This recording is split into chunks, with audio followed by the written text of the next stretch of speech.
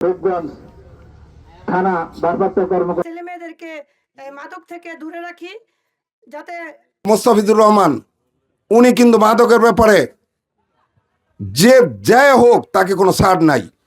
তা আমি আজকে ইউনু মহোদয় এবং ওসি সাহেবকে বলবো যে আপনি যে কোনো সহযোগিতা চান, আপনারা চনপাড়ার উদাহরণ দিলে চলবে না।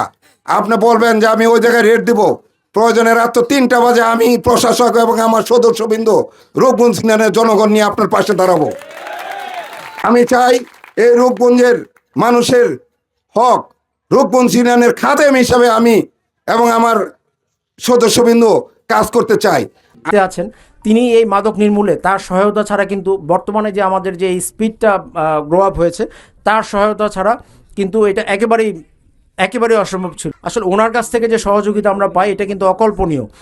যেভাবে উনি মাদক ব্যবসায়ীদের জন্য প্রত্যেকটা বিষয়ে কিন্তু আসলে মামলায় করাই যায় না। ধরেন 1 পিস 2 পিস বা খুব স্বল্প মাদকের যে আইনটা আছে এই আইনটা এমনভাবে করা, আপনার এই 1-2 পিস ইয়াদে মামলা করা আমাদের জন্য খুব টাফ হয়ে যায়। তো উনি যে আমাদেরকে সহায়তার হাতটা বাড়িয়েছেন কখনোই উনি না করে না।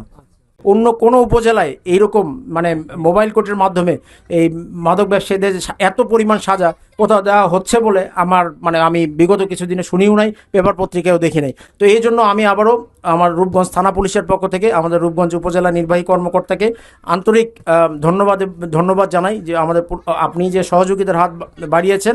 যতদিনই আমরা এই এলাকায় চাকরি করব ততদিন আমরা এই এলাকায় মাদকমুক্ত করার জন্য কাজ করে যাব, যাতে পরবর্তীতে আমাদের পরবর্তী যারা আসবে তারা আমাদেরকে অনুসরণ করে এই পদক্ষেপটা এগিয়ে নিয়ে যেতে পারে।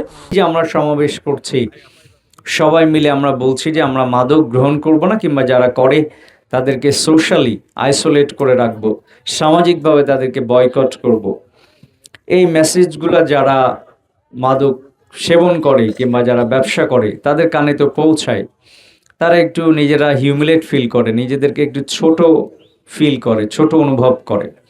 কিংবা আমাদের এই সমাবেশের মধ্যেও কেউ যদি মাদক গ্রহণকারী থেকে থাকে, সে মনে মনে চিন্তা করে সবাই মনে হয় আমাকে নিয়েই বলছে।